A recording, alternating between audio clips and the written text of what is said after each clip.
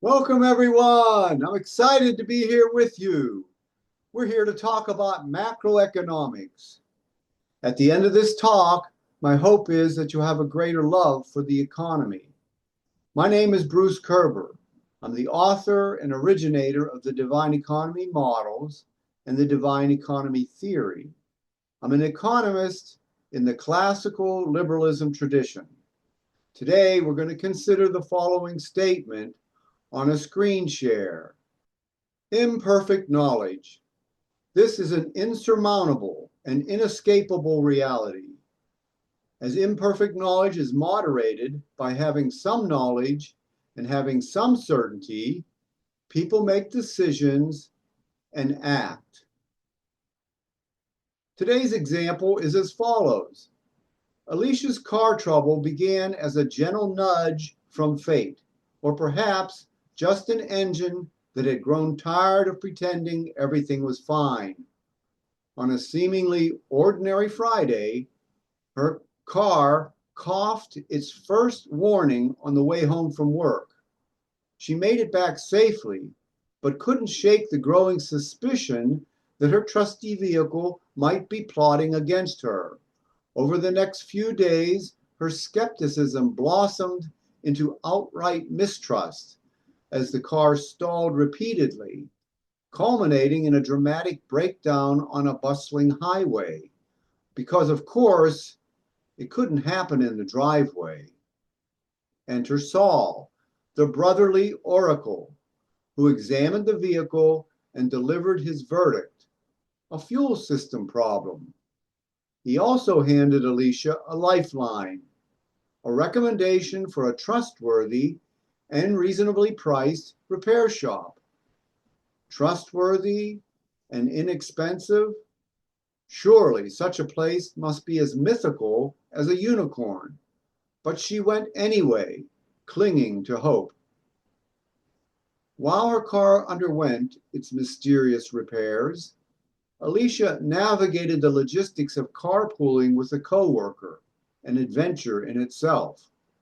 When the car was finally returned, purring like a contented cat, Alicia sighed in relief. All was well again, for now. And so Alicia's ordeal becomes a microcosm of life itself, full of irony and universal truths. The future is always uncertain, and everything, whether it's a car, a career, or a cup of coffee, has its limitations. When we're lucky, we see the cracks forming and act preemptively.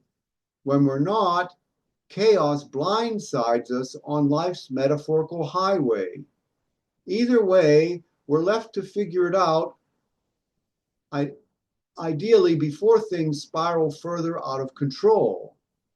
The irony, for all our cleverness, we often act before we know enough to actually solve the problem. It's a dance as old as time. Encounter a problem, seek knowledge, make a decision, and then hope for the best. Imperfect knowledge. This is an insurmountable and inescapable reality, as imperfect knowledge is moderated by having some knowledge and having some certainty. People make decisions and act.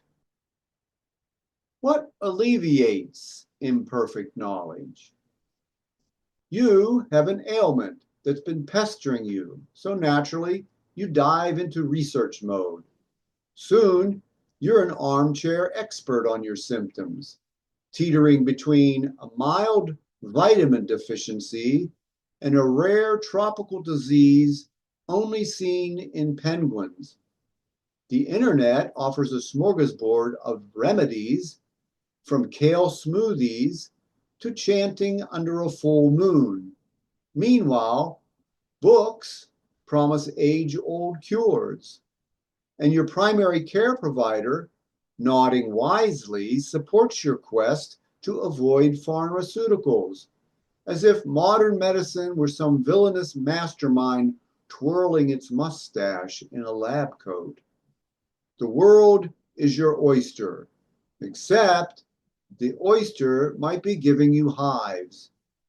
Choices abound, yet none of these knowledge sources you realize are omniscient.